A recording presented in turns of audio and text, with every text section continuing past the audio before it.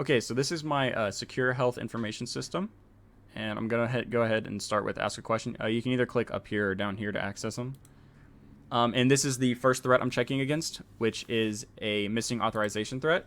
We want to make sure it's the user actually accessing this functionality and not someone else who got on their computer. If I input a wrong password, you'll see it'll let me know that it's incorrect. So go ahead and input the right password, and we now have access to this functionality.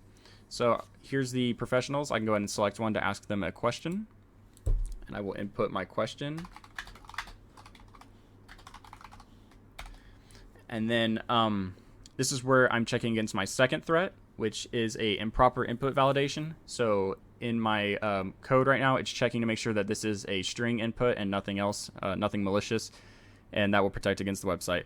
And if I try to submit and it's not a string, it will throw an error. So we're going to submit. It says it's been successfully submitted. And then if I go to my database here, I can go to questions, and we can see how are you today was sent to Brittany from Blaine.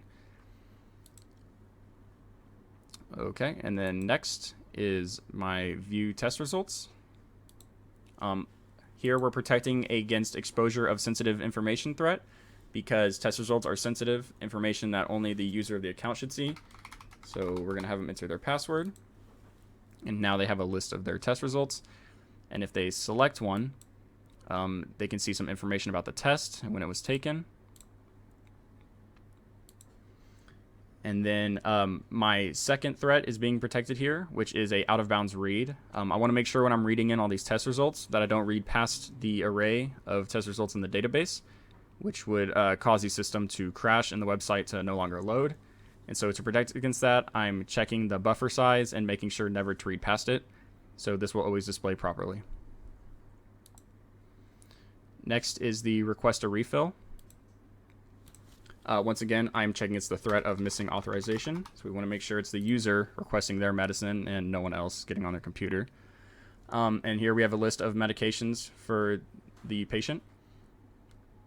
And if I click one, we will get some information about the medication.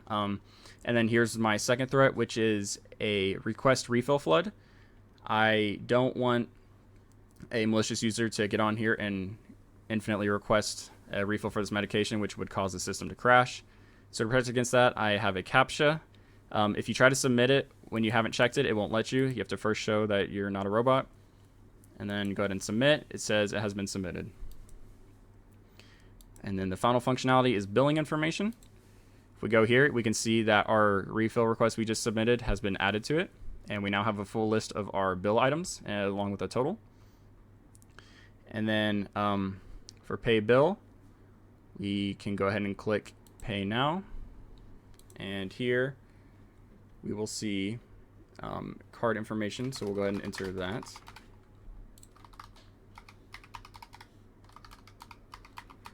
And you can see here my card number and security code are being inputted as dots.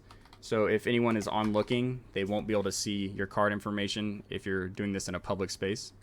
And so if I enter the wrong credit card information, say for example that, I try to submit, it will notify me that the details are incorrect. Please try again. So I'll go ahead and fix that and put it in correctly. And now if I submit, it says you successfully paid your bill. It gives me a 6-digit confirmation number.